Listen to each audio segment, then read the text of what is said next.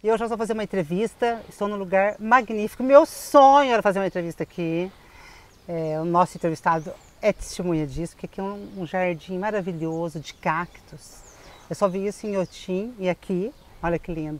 E eu estou inaugurando, quase que inaugurando um quadro, qual a sua história? Eu entrevistei dia desses o seu Tinamato e o Renato, que trabalha no Chico, me deu essa ideia. Por que você não entrevista as pessoas para contar as histórias? Vai formando a história da nossa cidade, né? Então eu tive que catar meu entrevistado, porque ele viaja muito, ele tem 1000 atividades. Aí aproveitei o feriado, quase na véspera do ano novo, né, Guto?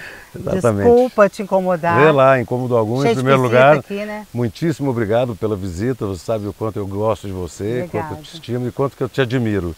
Muito obrigado pela visita, a visita dos dois.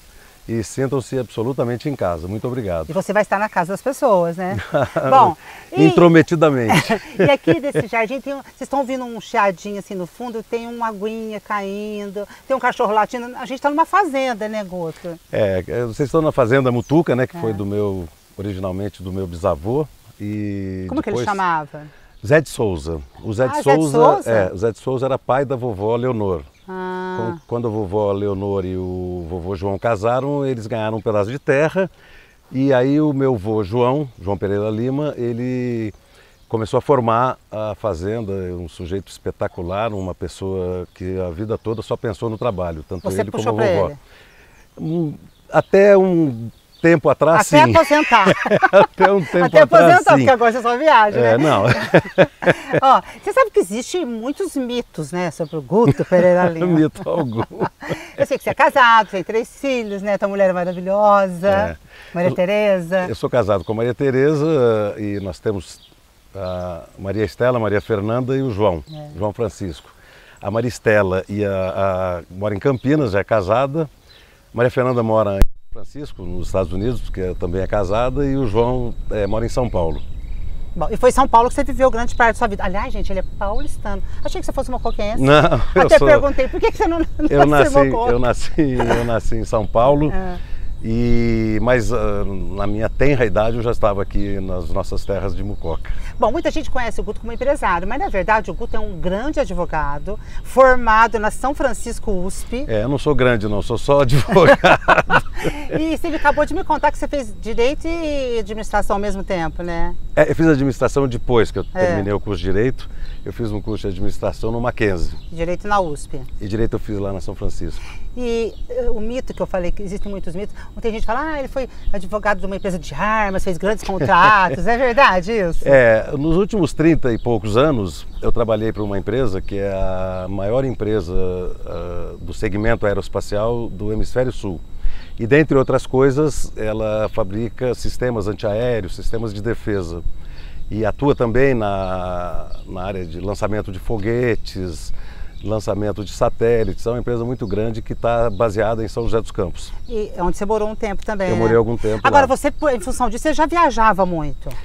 Viajava muito, porque esse tipo de atividade aqui no Brasil, ele é muito restrito. Então, a atividade preponderante da empresa era com o comércio exterior. Então, com isso, a gente estava sempre viajando. É isso que te deu vontade de continuar viajando?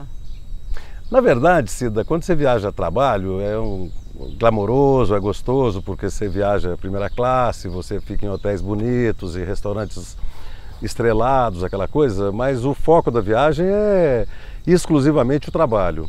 Às vezes nem curte o lugar, né? Não, às vezes não. Na imensíssima maioria você nem sabe muito bem onde você está. Porque a atividade profissional ela precisa ser muito seriamente levada. Então você não tem tempo de sair, mesmo para um fim de semana você se dedica a fazer relatórios, examinar contratos, aquelas coisas. E aí eu, na verdade, conheci muito lugar e não conheci nenhum. Aí você quis conhecer? Eu tinha feito um planejamento com a Maria Tereza de quando eu chegasse lá pelos 60, eu me aposentaria. Mas você aposentou antes? Não, eu me aposentei depois, um ano depois, porque eu tenho agora 64 e há 3 anos eu deixei de trabalhar. E aí nós compramos lá na Europa um motorhome. Motorhome é uma casinha sobre as rodas, fofa. né? E aí nós resolvemos conhecer um pouco da Europa. Um pouco não muito, né? Interessante que você vai em lugares inusitados, né? Você não vai tradicionalmente, por exemplo, na Itália você não vai em Roma. Não. E na França você não vai em Paris. Não.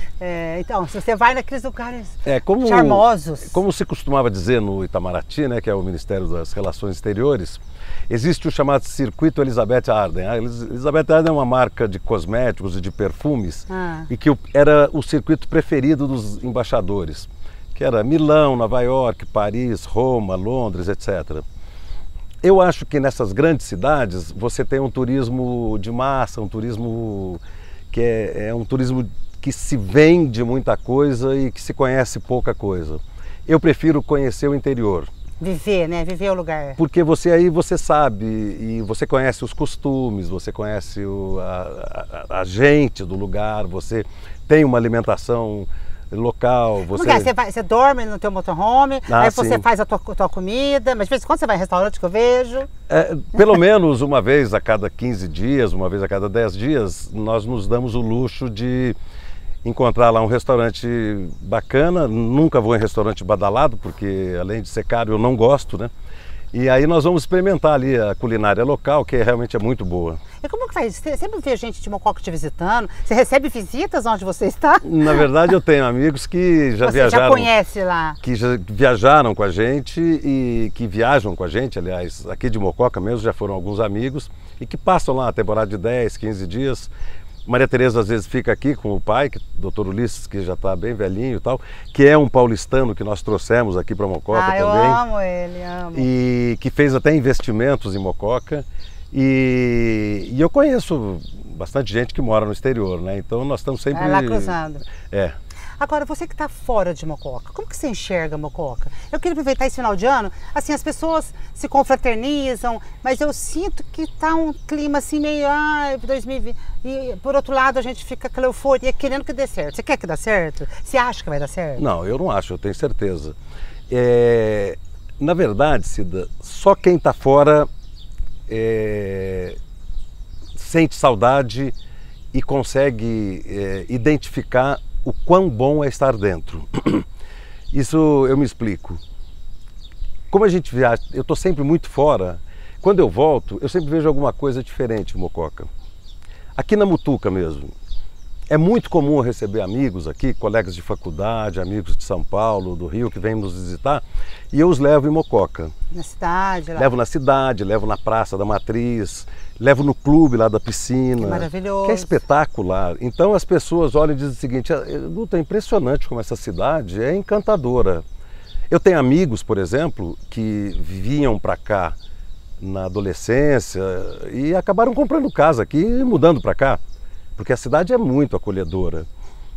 Nós estamos, na verdade, passando uma época, e não é só em Mococa, em que está acontecendo uma polarização assim meio,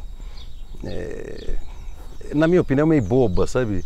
E isso muito puxado por aspectos políticos, partidários, ideológicos, e isso tudo acaba encobrindo uma realidade que não deveria ser encoberta, na minha opinião. Que você acha que é melhor do que a gente pensa? Não, não é melhor, a realidade. É muito melhor. Muito melhor. É muito melhor, tá certo? Eu vou te dizer uma coisa, dependendo do seu olhar, se você der aqui uns 180 graus de visão, você pode encontrar 100 coisas lindas, mas dependendo da forma como você enxerga, você vai encontrar 1000 coisas horríveis. Verdade. Isso daí mas aqui vai ser impossível. Isso daí não encontra, é possível, porque alguém vai dizer que aquele espinho está ali para machucar. Verdade. Entendeu? Alguém vai dizer que essa pedra está aqui para ser atirada num passarinho. Pior, vai ter gente dizendo que você pôs ali para a gente cair. Exatamente, para você machucar o pé. Então isso está acontecendo muito, na minha opinião. Eu tenho frequentado muito pouco, especialmente a parte da realidade política de Mococa. Mas o pouco que eu tenho visto me entristece. Sob esse aspecto, realmente me entristece. Você acha que dá para reverter? Eu acho que tem que reverter, não é que eu acho que dá para reverter. Tem que reverter. E a reversão disso daí, ela vem de dentro para fora e vem de pessoas que possam usar a inteligência ao invés do pessimismo, ao invés da fulanização. Mococa é uma cidade que começou essa impressão minha, né? que começou a ter uma postura de fulanização muito grande. O que é fulanização? A fulanização e o pior de tudo, é a fulanização da ideologia, a fulanização do partidarismo. Ou seja, tudo o que meu adversário faz é algo que não presta. Porque, na verdade, ele não é meu adversário, ele é meu inimigo. No fundo, o que você está falando é que algumas pessoas do bem estão falando que a gente tem que ter mais tolerância, aceitar as diversidades, né? Aceitar e reconhecer, porque as diversidades estão aí. Sempre existiram, Nós estamos no século XXI, daqui a pouco estamos na metade do século XXI. E a gente, por exemplo, a gente se dá bem, mas a gente é bem diferente, né? Mas com certeza, eu me dou bem, eu prefiro muito mais... Às vezes a gente tem umas rusgas. Cida, eu estudei direito, eu pratiquei direito uma boa parte da minha vida, aliás, a imensa maioria da minha vida. E o direito tem alguns princípios, sendo que um dos melhores e mais elementares deles é o princípio do contraditório. Porque se você estiver numa roda em que todo mundo seja unânime... Vai conversar o quê? Você vai ficar simplesmente mudo. O contraditório ele é fundamental, ele é uma coisa que ele gera, é o combustível da inteligência. Agora, esse combustível ele precisa ser usado para o bem. Claro. Se ele for ser usado para o mal, aí você fulaniza, aí você faz disso uma ideologia inútil, etc. Individualiza, né? E a individualização ela é perversa, sabe? Porque se você for pensar que você vai individualizar e vai encontrar o ser perfeito, você vai ficar a vida inteira caçando fantasmas. Isso não existe. Qual que é o teu recado para 2020? O meu recado, eu acho que é o recado que todo mundo deveria ter, né? O recado é que 2020 seja muito melhor do que 2019 e que seja muito pior que 2021. Porque, na verdade, você faz uma análise de como a vida deve ser e eu sempre procuro fazer uma simbologia do automóvel, né? O automóvel tem um para-brisa imenso e tem um refletorzinho de nada para você ver o que está atrás. Tem muita gente que se preocupa muito mais em enxergar o retrovisor do que enxergar o que está na frente. O que vai acontecer é que vai dar uma trombada com aquele espaço visual imenso que tem na frente. Analogia. Então, vamos olhar mais para frente e muito menos para trás, né? E esse jardim maravilhoso? Você foi antes ou depois de Inhotim? Se eu te falar que eu não conheço Inhotim... Sério? Eu tô a cara. Eu entrei aqui, tem uma obra de arte, umas mãos, assim. Eu sempre que viajo, eu vejo alguma coisa, eu não crio nada, eu sempre copio, né? Porque, em primeiro lugar, eu não tenho criatividade para isso. Mas eu fotografo e peço para alguém fazer. Esse jardim aqui, acho que há uns 15 anos, nós fomos, Maria Tereza e eu, fomos a Marrakech, no Marrocos. E lá tem uma casa, aliás, que foi do Yves Saint Laurent, que é aquele estilista famoso e tal. E ele tem um jardim de cactos lá. E eu dei um passeio, olhei e falei para a Maria Tereza, falei, olha, nós vamos fazer um negócio aqui lá na Mutuca. Ela falou, tá, você é louco, tá bom, mas... E aí você vai fazendo, você vai pondo... As coisas, elas são legais quando você vê crescer.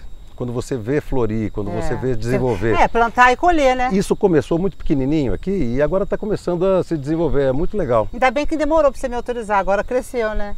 Agora tá bonito, E a ideia toda do Boulevard, que foi assim, quanto deu um boom na nossa cidade também, né? Eu falo que tem duas coisas que deu na entrada, a Casa de Cidadania, né? E o Boulevard. E o Boulevard? De quem você copiou? Na verdade, o Boulevard foi fruto de algumas horas, alguns dias que eu passei ali em frente ao supermercado, a gente tinha lá o supermercado e eu ficava de vez em quando lá. E olhava aquilo e falava, não é possível isso daqui, sabe, com a carência que nós temos aqui em Mococa, de um lugar que possa reunir especialmente a família. Porque você tem um bar, você tem um restaurante, você tem uma sorveteria, mas é uma coisa que não dá para ir a família, porque o marido não come carne, a mulher não come macarrão, o filho não come doce, o outro não quer sorvete, o outro quer suco. E eu pensei, pô, sabe de uma coisa? Eu acho que eu vou fazer alguma coisa que eu possa chamar a família para participar de uma noite. E aí, o que eu tenho que ter? Bom, eu tenho que ter comida para criança, porque toda família, em regra, tem criança. Eu tenho que ter alguma coisa que seja pelo menos 2 ou 3 opções para quem gosta disso ou não gosta daquilo. E daí surgiu assim. Ah, quer dizer que foi ideia. Então você criou. Não, mas é uma criação assim, porque é claro que eu já tinha visto isso daí em alguns outros lugares. Não com o jeito que tinha. O Chico costuma dizer que aquela fonte lá nós copiamos numa viagem numa cidadezinha da França, do interior da França, etc. Mas é mentira dele. Aquilo foi mesmo, vai surgindo mesmo de você estar lá e não ter o que fazer. De tudo que você fez até hoje, qual que é o teu orgulho? É minha família, mas isso não tem a menor dúvida. Mas isso é de longe. Aliás, eu não fiz nada a não ser uma família que eu tenho uma estima, que é uma coisa, enfim, impressionante. E eu sempre procurei dar uma boa educação para os meus filhos. Maria Tereza e eu temos orgulho deles e isso é tudo que eu tenho. O resto é absolutamente nada. Feliz 2020 para você. Obrigado, querida. Para vocês também. Ele é um gentleman. Se você me der licença, vou passear um pouco pelo seu jardim com a câmera. Fiquem à vontade. Eu quero que todos tenham um ótimo 2020 e que é meio brega, meio mais clichê? É meio clichê, mas vamos pensar um pouco mais para frente que todos vamos sair ganhando. E, opa, e esse jardim assim de cacto, saindo flor, eu fico filosofando. Também, vamos fazer. Quem filosofava muito era o papai, você conheceu muito o papai, né? Papai filosofava, papai viveu 88 para 89 anos e o papai morreu sorrindo. Sorrindo, papai, um mocoquense da gema, né, como se costumava dizer, morreu sorrindo, morreu feliz e deixou saudades. Com certeza, dos discursos todos que ele fazia. Bom, então, vocês vão ver o cacto, vão ver que mesmo todo mundo achando que ele é árido, tudo, sai flores lindas. São bonitas mesmo. Lindas. Vamos compartilhar. Obrigado por você deixar eu compartilhar. Beijo para todos. Beijo. No final, uma surpresa, porque o Guto é surpreendente. Um orquidário.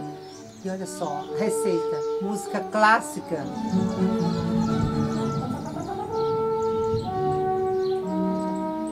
Eu falei lá em casa. Hein? Com o que, Guto? Quem planta, colhe. Quem planta, colhe. Quem colhe, come.